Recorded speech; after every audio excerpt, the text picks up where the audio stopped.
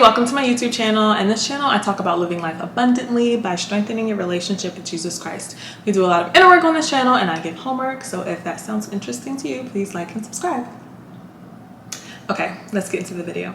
We end at the end of chapter 3 with Boaz saying that there is one family redeemer who is before him. There's a person who has the rights to marry Ruth before him and require the land. One thing that we see about Boaz is that he does everything in a noble way. Things were so different back then. Ruth and Naomi, they really didn't have a means to support themselves. They were widowed. The Bible actually talks a lot about taking care of widowed and those who are widowed and orphans, because especially because of the timing, women didn't really work, so they really didn't have a means to support themselves. So Boaz, being one of the family redeemers, there was somebody who in front of him was a redeemer, and that basically meant that the redeemer would marry Ruth, he would require the land, but then their firstborn son will carry on the name of her deceased husband.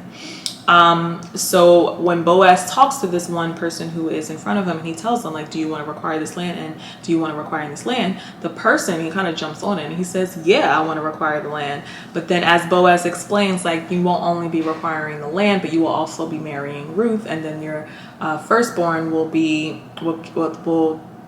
take on the name of her deceased husband. And then the guy kind of backs out and he's like, no, never mind, I can't do it, I got my own stuff. So Boaz ends up marrying Ruth, and he does this the noble way, the right way. And then in 14 verses 17, I'm just going to read it. It says, the woman said to Naomi, blessed be the Lord who has not left you without a family redeemer today. May his name become well known in Israel. He will renew your life and sustain you in your old age. Indeed, your daughter-in-law, who loves you and is better to you than 7 sons, has given birth to him. Naomi took the child, placed him on her lap, and became his nanny. The neighbor woman said, a son has been born to Naomi, and they named him Obed. He was the father of Jesse, the father of David. I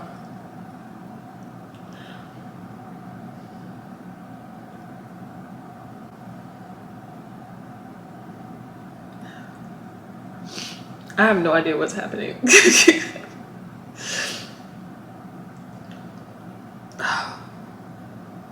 Let me get some tissue.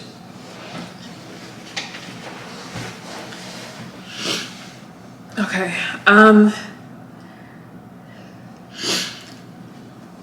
So we just, like, I just feel like I see here, like, the power of redemption and how Naomi was redeemed through this story, even though it's called Ruth, but it's like,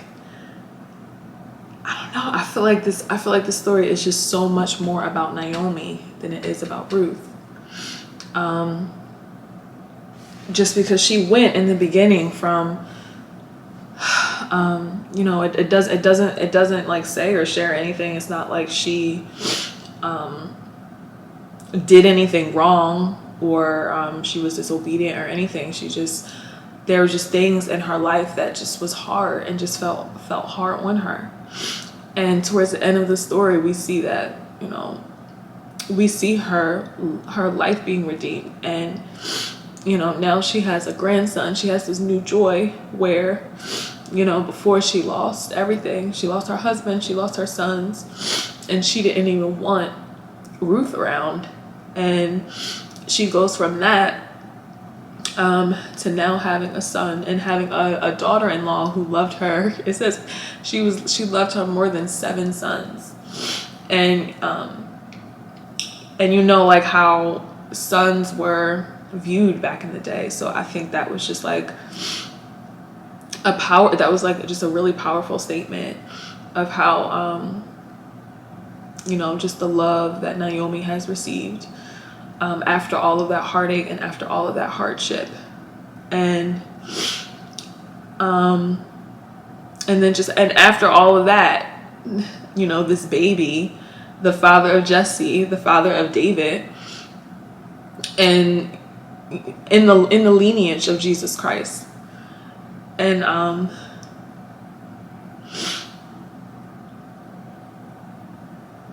And I mentioned this before in one of the other chapters, that Boaz's mom was Rahab, the prostitute. So it's just amazing just to see like God's hand on these people's lives. And it just shows us how his hand is on our life.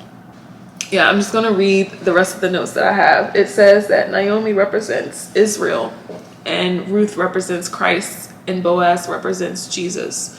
And before Jesus could save us, it was the law, complete righteousness, which means no one is saved. The law cannot redeem us. The easy way out would have been when Jesus was tempted by Satan. He would have been king, but he's king anyway, and he didn't have to take the easy way out. And one thing that I want to mention, I don't think I mentioned this before too, is that don't let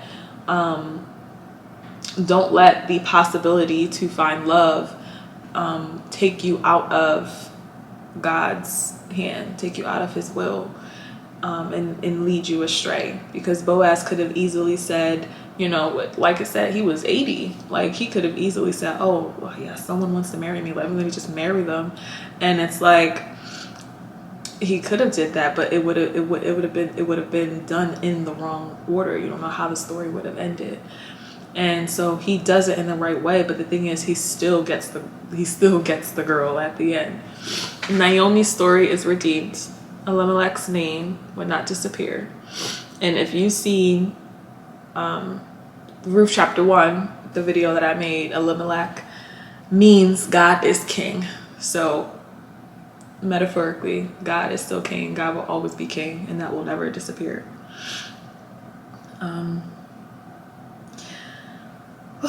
I hope that this video was a blessing to you.